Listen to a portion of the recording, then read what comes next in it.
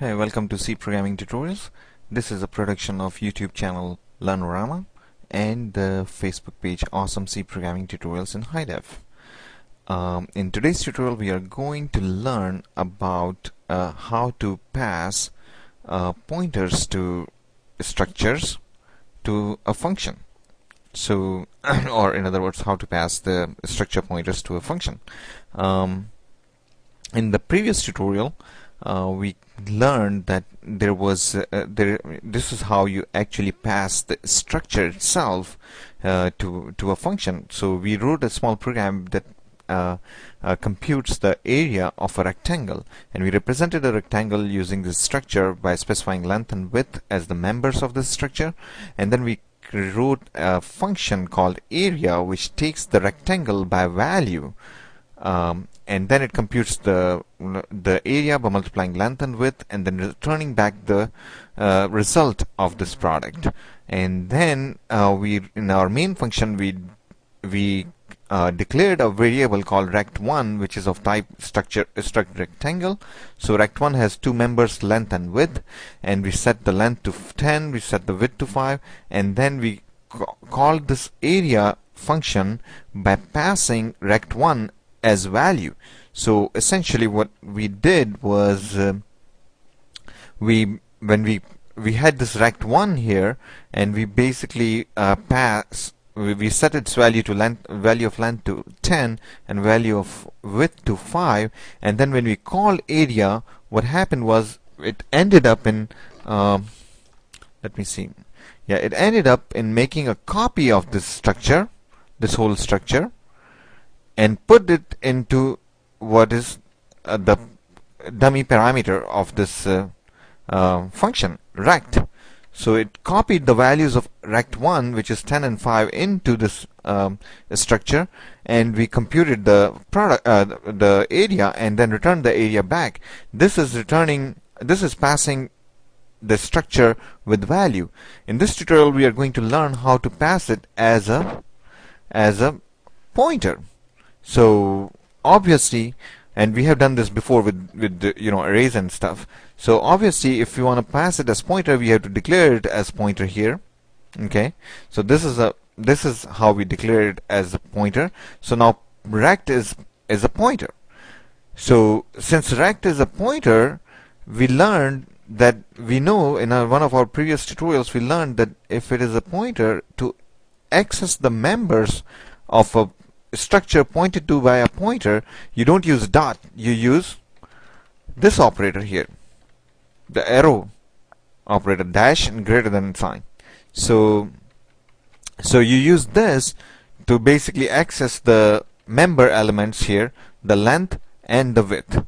Okay, and we compute the results just the same way and return the result back. So this function actually, instead of taking the structure itself, it just takes the pointer to the structure. So how are we going to call? How the call is going to be different? Any different? The answer is yes, because before we were passing the entire structure to it, the main structure rect1, which is defined as the struct rectangle, we need to actually pass the address here, because we have to match the types. So type of this parameter is actually struct rectangle pointer. So it's a pointer, it needs an address here. So what we have to do is we have to pass an address here. So how to get the address of rect1?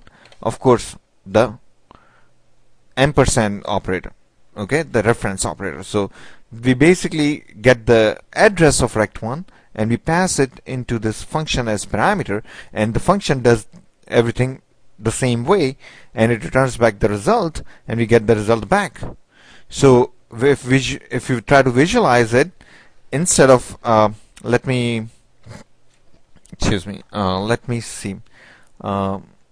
Let's see if I can choose this whole thing and then do a Control X. So yes, back to pen, and what we are doing here is actually we have a pointer called rect now, and we have the original rect1 in our main program here, rect1, which has the value of 10 and 5, and then as we are passing, what we are doing is we are taking the address of rect1 and putting it into rect. So as soon as we do that, we put the address of rect1 into rect. What happens is rect starts pointing to rect1. And then when we access rect length, we get 10, and when we access rect width, we get 5, and we multiply them together and we get 50, and that's the value that we return back, and it gets assigned to rect1 area. So let's run this program and see what happens. So as you can see, when this program runs, the same thing happened, the same result as before, 50, which is the product of 5 and 10. That's what we get as the area. So this is perfectly this is another way of returning of passing the structures to a function. Usually there are basically essentially two ways. So one is to pass it by value, the other is to pass as a pointer. Now what is the preferred way? A lot of time people prefer to actually use this method. And the reason is that when you use this has a fixed size of pointer. That's it. So here all you are passing is the pointer. Before, we passed the entire structure. Now our structure is very small. It has only 2 elements. Now this structure could be very huge. Remember, a structure can have structures in it also. So we define this struct rectangle. We could define some other structure, and we could have variables with this name, with this type, struct rectangle inside it.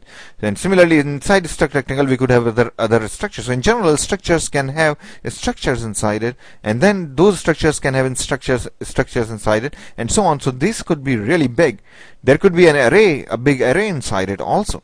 So these could be really big structures. And when you pass it as value, what it means is that it makes a full copy of it in here, and that actually occupies lots of space on stack. And that's not good. But if you declare it as a pointer, all you have to do is to pass the address.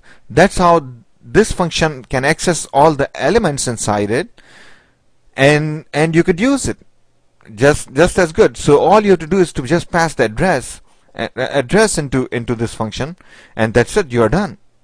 So this, a lot of time, because of this, it's a preferred way.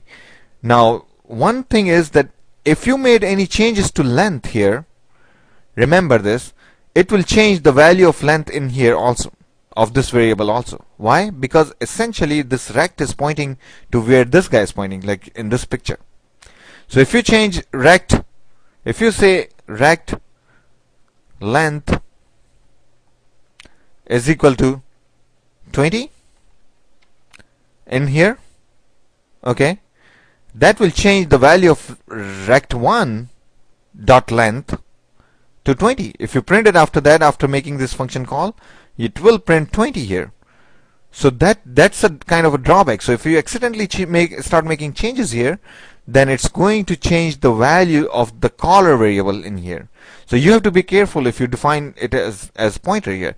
There is one way of actually getting the help from the compiler, saying that, okay, I will never change it, okay, change any of its members, by declaring a constant here, const, which we haven't learned, so I'm not going to talk about it. I'm just mentioning it. So there is a way of basically preventing this from happening, but as far as our knowledge is concerned at this time, this is a drawback here. Now this could be a good thing also. What if, for a moment, think of it that there is an area declared here also.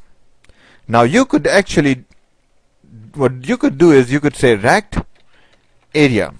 So that way you are actually computing area right then and there, and we could basically make it void, remove this and remove this. So all we are doing is basically compute the area and not even put in here, and change this to actually print rect1 dot area.